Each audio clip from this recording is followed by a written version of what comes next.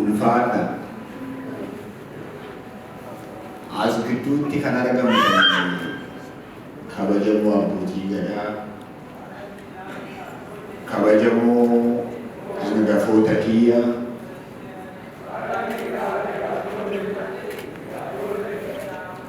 kabajamoo aangawoota siyaasaa fi kabajamoo hundeessaa dhaabbata tokkummaa biizines guruupii, kabajamoo bookafaaloo Tafaadaafaa, kabajamoo obbo Abtaamuu Lamuufaa, kabajamoo hiriyoota kiyyaatii fi warra nabooddee waamicha kiyya kabajanii qe'ee kanatti argamuu keessaniitii fi waan aartii waan keenya jechuu keessaniitiin ulfaadha galatooma.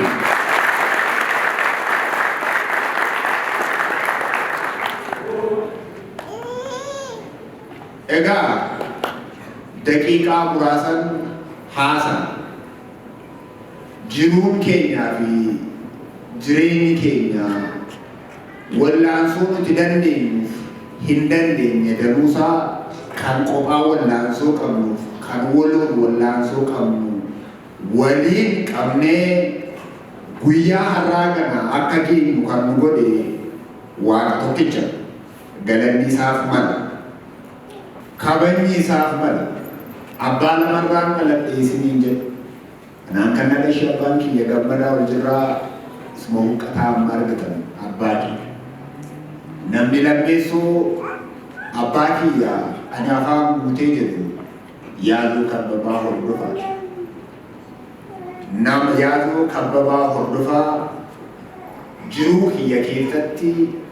har'aa kiyyaa kanaatii fi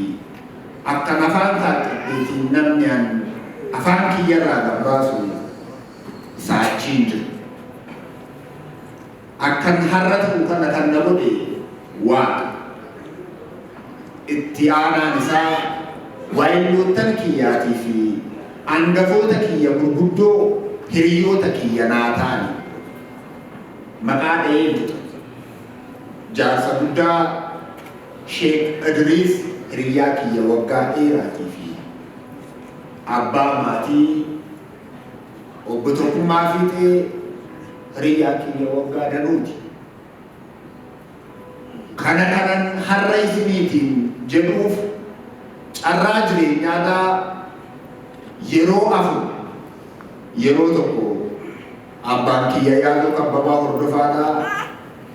du'a kiyyaatiif quba kan qabu, yeroo tokko maatiin kiyya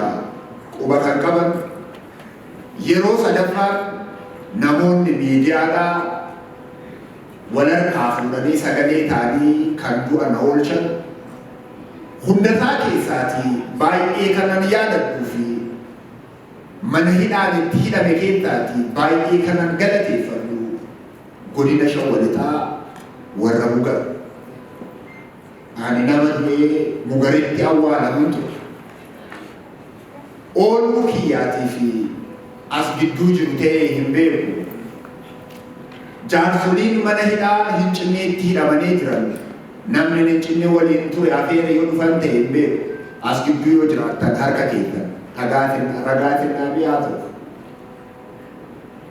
Warri Mugaritti wajjiniidhaatiin ture. Abbootii gurguddaa ganna 54 ol ta'an karaa deemaan qabamee butamee Mugar daangootee seene jennaan nyaata lagate. Haadhi kophaa kiyya yookaan obboleessa kiyya narratti dhalatee eebbifamee gaafa guyyaa lammaffaan butame. Hincinneetti kun ta'eera gaafa jedhamu Mugariin laawunchii beektu garaachitti giraawundii kan laawunchii sanatti gannu dabarsa. Namni anotuu hin galateeffatin hin darbine afeera dhufee finfinnee isaa beeku Solomoon. Duuti mucaa kanaa kisaaraan jecha kanaatiin achiitii gaafa hin ba'u namni lafa kiyya beeku hin jiru lafti moo kan kooti qe'ee kiyya jira obbo Balaachoo Dirribaatu akkasumaan jira as jiraaf hin jiru isaa beeku yaa ilma kiyya Oromoon gosa qaba gosti kee biyya hundaa jira nuyi hidhamtoonni si qallabuudhaatiif nutti ulfaata gosa keettan siidhaama gosti kee as keessatti si haa qallabu gosti kee maali jennaan balballi gosa abbaa kiyyaa Daarimuu jedhe waggaaf ji'a lama gosa tokkotu na soora Mugaritti asumaan dhaamsa kanan sinii hin jedhu Oromummaa keenya qophaatiin Harargeetii gosa qabna balbal Wallaggaatii gosa qabna balbal Wallootii gosa qabna balbal Jimmatii gosa qabna balbal Arsiidhaa gosa qabna balbal Oromummaa qophaan yoo jireenya keenya irratti moote akka kana deemaa kana boolla du'aadhaati Oromoon nagaa isa godhu nageenya kiyyaatiif yookaan gammachuu kiyya har'aatiif fuula keessan duraa kan dhaabadhu har'aatiif harki kiyya guddaan na gargaare tokko hin jiru firri kiyya guddaan na gargaare tokko hin jiru namni kiyya guddaan garuu boolla du'aa na oolche namni kiyya guddaan immoo isin warra fuula kiyya dura jiru kana qabeenyaan isiniin garuu qabu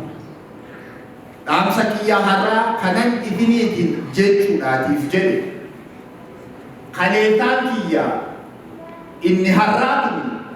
isa obboleessa du'aarraati hafe ta'uu kiyya isinitti mul'ata carraan fuula keessan dura dhaabbadhee fuullee keessan jiru kanaatiin waan tokko isiniin jedhu Oromummaa qoftii gaara namni kun sinii ture akka keessanii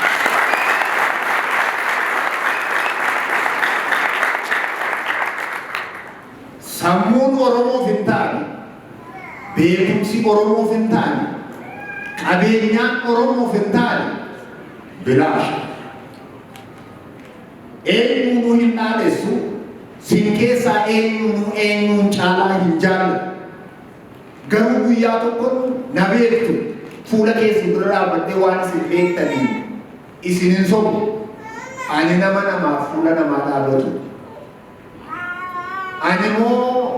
nama hunda keettaatii quxusuudhaatii fi booddee waan namaadhaaf balbala nama daruu nama dhaabatee beeku dhugaan kun dhugaan utuu sanitti hin darbine uummanni kun siin ala namni isatti siqu akka hin jirre si caalaa hin beeku isin caalaa hin beeku dhaamsi kiyya isheen dhumaa balbala namaa dhaabbadhee walloodhaatiif waa gaafadha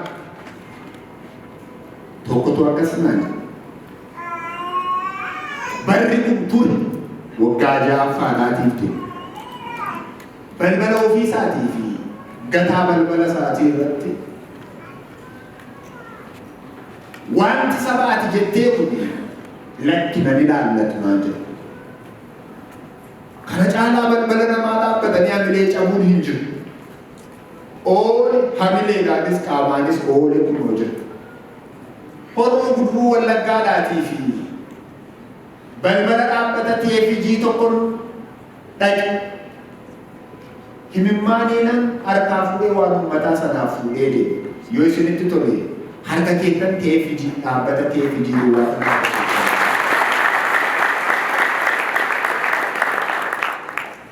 seenaan amma lafarra jiraatanitti hojjetu gaafa du'an ofii isheetiin haasofti otuu lafarra jiranii waan sabaaf ta'u yoo hin geenye keettaaf fuutee jedhinaa tokko lama kan jedhamu warri akka jaalkaffaalota farraafaa qaama keessaa qaama sabaaf laatamu sammuu keessaa sammuu sabaaf laachuun hoomaa iyyuu humna keessaa humna sabaaf laachuun hoomaa iyyuu maallaqa keessaa maallaqa sabaaf laachuun hoomaa iyyuu qaama keessaa kan qaama sabaaf laachuutu jira waan ta'e